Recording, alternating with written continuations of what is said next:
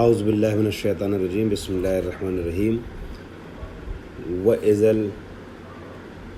الْوُحُوشُ حُشِرَتْ وَإِذَا الْبِحَارُ سُجِّرَتْ وَإِذَا النُّفُوسُ زُوِّجَتْ۔ میں نے چند آیتیں آپ کے سامنے پڑھ دی ہیں آپ کی خدمت میں، آپ کی سماعتوں کی نظر کرنے کے لیے۔ سورہ تکویر کی 5ویں 6ٹھی آیتیں، کچھ آگے کی آیتیں 1-2، لیکن یہ ہے کہ ضروری نہیں ہے کہ میں ان آیتوں تک پہنچ پاؤں یا ان آیتوں کی آج وضاحت کر پاؤں۔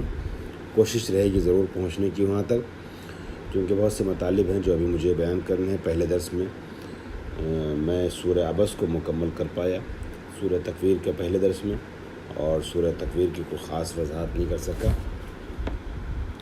سورہ تکویر میں جہاں تک لفظ تکویر کا سوال ہے تو میں نے عرض کیا تھا گولائی میں لپیٹ دیے جانے کو کہتے ہیں، اور یہاں شعاؤں کا، سورج کا لپیٹ دیا جانا یہ مراد ہے، یعنی سورج کی روشنی کو ختم کر دینا، سورج کا اختتام۔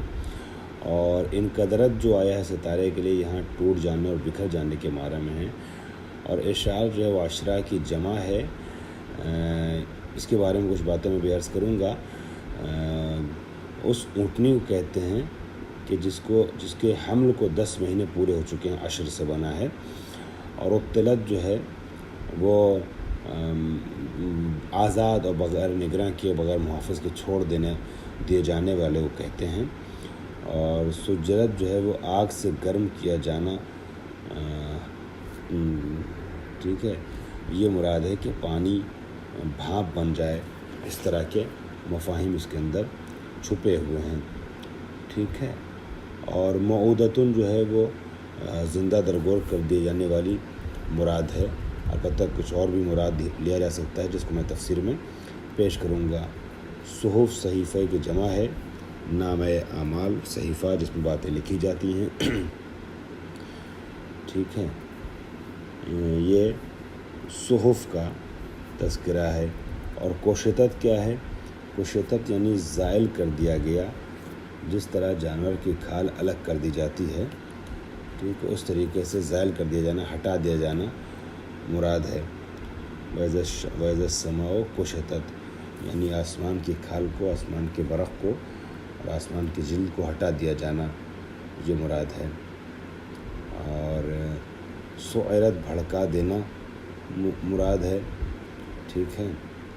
اور اسی میں ایک لفظ اور آیا ہے فَلَا أُقْسِمُ بِالْخُنَّسِ، اس سے کیا مراد ہے؟ یہ جمع کی لفظ ہے، اور جس کے معنی جو ہے سکڑ جانے اور چھپ جانے والا ہے، ٹھیک ہے۔ جوار جو ہے وہ جاری کی جمع ہے، تیز رفتار۔ اور اسی طریقے سے جو ہے خنس کی طریقے سے ایک لفظ اور بھی آیا ہے قرآن مجید میں، خنس کے بعد اس سے مشابہ لفظ الکنس، تو یہ بھی جمع ہے، اور اس میں جو ہے وہ چھپ جانے والا، کناس میں چھپ جانے والا مراد ہے، ٹھیک ہے۔ کناس وہ جگہ ہے جسے ہرن اپنے لیے تیار کرتا ہے، تو گویا وہاں چھپ جانے والی چیز کے لیے کنس کا لفظ استعمال کیا گیا ہے۔ اسی طریقے سے بعض کلمات اور بھی ہیں، ایک دو کلمات کی وضاحت میں آگے اگر گنجائش رہی تو کروں گا۔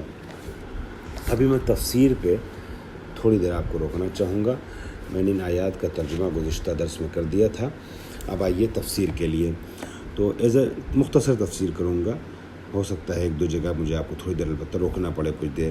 وَإِذَا الشَّمْسُ كُوِّرَتْ، کوورت کا لکھا ہے مطلب لفت فرفعت، جب لپیٹ دیا جائے، یعنی آفتاب کی چادر کو جب لپیٹ دیا جائے، سورج کو جب سمیٹ دیا جائے، جب وہ اپنا کام کرنا بند کر دے، یعنی بند کر دیا جائے خدا کی طرف سے۔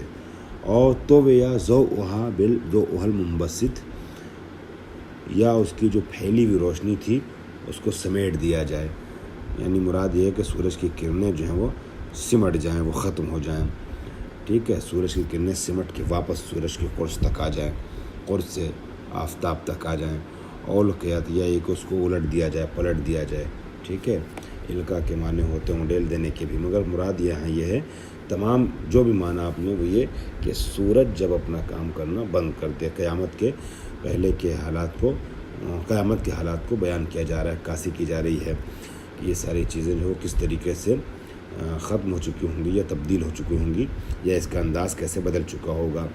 وَإِذَا النُّجُومُ انقدرت، ٹھیک ہے، انقدرت کا معنی کیا لکھا ہے انہوں نے؟ انقضت، جب ختم ہو جائیں ستارے، اور اظلمت یا اندھیرے ہو جائیں، اور مراد جو ہے وہ بکھر جانے اور ٹوٹ جانے کے بھی ہیں، جب ستارے ٹوٹنے لگیں گے، جب ستارے بکھرنے لگیں گے اور گرنے لگیں گے۔ وَإِذَا الْجِبَالُ سُيِّرَتْ، ٹھیک ہے، بڑی عجیب و غریب آیتیں چل رہی ہیں کہ اس میں انسان کیا بولے اور کیا سوچے، کیا کہے اور کیا کرے، عجیب منزلیں ہیں۔ بس انسان اگر غور کرتا جائے تو انسان کے منہ سے آواز نہ نکلے، اور ذہن کام کرتے کرتے ایک لمحے کے لیے ٹھہر جائے کہ خالق کائنات نے کن مطالب کو اپنے کلام میں اس خوبصورت انداز سے سمیٹا ہے، جس میں بلاغت کی اور کلام کی خوبصورتی، فصاحت اور جذابیت سب کچھ ہے، اور خوف و ہراس بھی ہے، وعد و وعید بھی ہے۔ انسان جو ہے وہ اگر غور کرے تو گناہوں سے اپنے کو بچانے کے لیے آمادہ ہو جائے، اور جنت المأویٰ کی طرف قدم بڑھانے کے لیے تیار ہو جائے، بہشت کی طرف اپنے بڑھتے ہوئے قدم کو واپس کھینچ لے۔ اور اگر آمادہ نہ ہو انسان، جو ہے وہ بے فکر ہو یا بے پرواہ ہو، یا اس کو فکر نہ ہو، اور ضمیر اگر اس کا ساتھ نہ دے، تو پھر کچھ کہا نہیں جا سکتا۔ لیکن پھر ایسا انسان کہ جو جان بوجھ کر کے عناد کرے اور مخالفت پہ آ جائے، تو پھر اس کا ٹھکانہ بہرحال قیامت ہے، لیکن ٹھکانہ قیامت میں جہنم ہے، اور قیامت کے حالات جو ہیں وہ کیسے ہولناک ہے، جس کو اس سورے میں بیان کیا جا رہا ہے۔ اس سے مشابہ کچھ باتیں گزشتہ اس دروس میں کچھ سوروں میں بیان کی جا چکی ہیں۔ وَإِذَا الْجِبَالُ سُيِّرَتْ، اس سے مشابہ بات پہلے آ چکی ہے پہاڑوں کے لیے، کہ جب پہاڑ جو ہیں وہ حرکت کرتے ہوئے نظر آئیں گے، فی الجو، فضا میں، ہوا میں، فضا میں چلتے ہوئے، جو میں چلتے ہوئے نظر آئیں گے، فَهِيَ تَمُرُّ مَرَّ السَّحَابِ، یہ ایسے چلیں گے جیسے بادل چلتا ہے۔ ہم لوگ کیسے آسمان اپنے اوپر جب دیکھتے ہیں سمت علو کی طرف، سمو کی طرف، تو ہمیں نظر آتا ہے کہ کس طریقے سے سورج آ رہا ہے، وہ بادل آ رہا ہے، جا رہا ہے۔ یہ کیفیت نظر آئے گی پہاڑوں کی محشر میں۔ البتہ یہ سراب ہوگا یا اصل پہاڑ حرکت کرتا ہوا چلے گا، اس کے بارے میں کچھ گفتگو گزشتہ دروس میں ہو چکی ہے، اس کی طرف آپ مراجعہ آپ لوگ کر لیں تو بہتر ہے۔ وَإِذَا الْعِشَارُ، اشار یہاں پر جو ہے اس سے کیا مراد ہے، اس کو پیش کرتا ہوں۔ وَإِذَا الْعِشَارُ عُطِّلَتْ، عُطِّلَتْ یعنی اُہْمِلَتْ، جب بیکار کر دی جائیں گی، اس سے رخ پھیر لیا جائے گا، معطل کر دی جائیں گی کیا چیزیں؟ وَإِذَا الْعِشَارُ، اشار جیسا کہ آپ دیکھ رہے ہیں، عشارہ سے بنا، جمع عشرہ، یعنی کیا ہے؟ الناقۃ الحامل، وہ ناقہ، وہ اونٹ جو حاملہ ہو، باردار ہو، عطا علیہ عشرۃ اشہر، جس کے 10 مہینے پورے ہو چکے ہوں۔ جب جانور کے، اونٹ کے 10 مہینے اونٹنی کے پورے ہو چکے ہوں گے حمل کے، اور وہ چیز وہ ہے کہ جس کی بہت شدت سے چاہت اور طلب رہتی ہے، کسے؟ عرب کو رہتی ہے، انسانوں کو رہتی ہے، اس ماحول میں جسمان و قرآن نازل ہوا ہے، بہت پیار کرتا ہے عرب ایسی اونٹنی سے کہ جو ابھی نے ایک اور نعمت دینے والی ہے۔ اور اونٹنی سے، ایسے بھی اونٹ سے اور اونٹنی سے عرب کو پیار ہے اس زمانے کے انسان کو، جہاں پر جس ماحول میں قرآن کی آیت نکلی ہے، وہاں کی محبوب چیز ہے یہ، ٹھیک ہے، اور اس کو بھی انسان چھوڑ چکا ہوگا، بے فکر ہوگا اس کی طرف سے، یہی ہے کہ وہ سب ناکارہ ہو چکی ہوں گی، ٹھیک ہے۔ وَإِذَا الْعِشَارُ عُطِّلَتْ، یہاں مراد اشار سے کیا ہے؟ وہ اونٹنیاں ہیں، ناقے کہ جو حامل ہوں یا حاملہ کہہ لیجیے آپ، ٹھیک ہے، 10 مہینے۔ دیکھیے جو مخلوقات ہیں نا، جنبندگان اور جانوران، اس کے حمل کی تاریخیں الگ الگ ہوتی ہیں۔ سارے حیوانات، حیوان چاہے حیوان ناطق ہے، حیوان انسان سامت، یہ حیوانات جو ہے نا، ان سب کا حمل ایک ہی طریقے کا نہیں ہوتا ہے۔ میں 2-4 مثالیں صرف آپ کو دے رہا ہوں تاکہ آپ کو اندازہ لگ جائے گا کہ اونٹ جو ہم لوگ نے انسانوں کے لیے ہمیشہ 9 مہینے کا حمل سنا ہے، جس میں 10 مہینے کی گفتگو کیوں ہو رہی ہے؟ حالانکہ میں بھی عرض کروں گا 10 مہینہ بھی استعمال کیا گیا ہے بلاغتی نقطہ نگاہ سے، ورنہ یہ حمل کی جو مدت جاتی ہے وہ 13 مہینے تک جاتی ہے، 12 مہینے سے اوپر جاتی ہے، 13 اور 14 مہینے تک جاتی ہے اونٹ کے لیے۔ ابھی آپ دیکھیے، میں آپ سے عرض کرتا ہوں 2-3 مثالیں تو آپ کو اندازہ لگ جائے گا۔ سب سے پہلے اونٹ کے لیے پیش کر دیتا ہوں۔ اونٹ کی جو حمل کی مدت ہے وہ کم سے کم 360 دن ہوتی ہے، زیادہ سے زیادہ 420 دن ہوتی ہے۔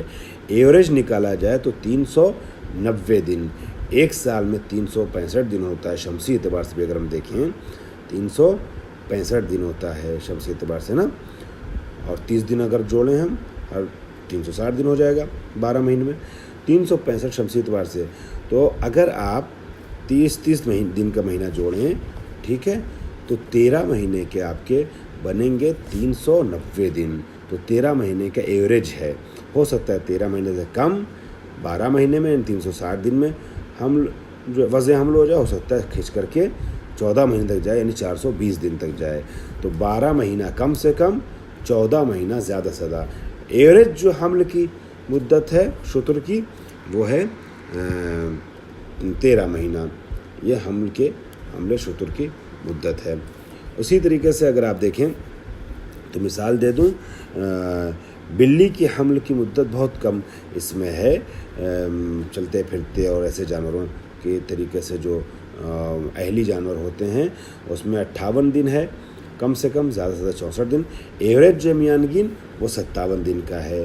اسی طریقے سے جو ہمارے یہاں بہت زیادہ جس کا استعمال ہے اور جس کا ذکر ہوتا ہے، گائے کے حمل کی مدت جو ہے وہ 279 کم سے کم ہے، 292 زیادہ سے زیادہ ہے، 286 دن میں عام طور پہ گائے اپنے بچوں کو جنم دیتی ہے، ٹھیک ہے۔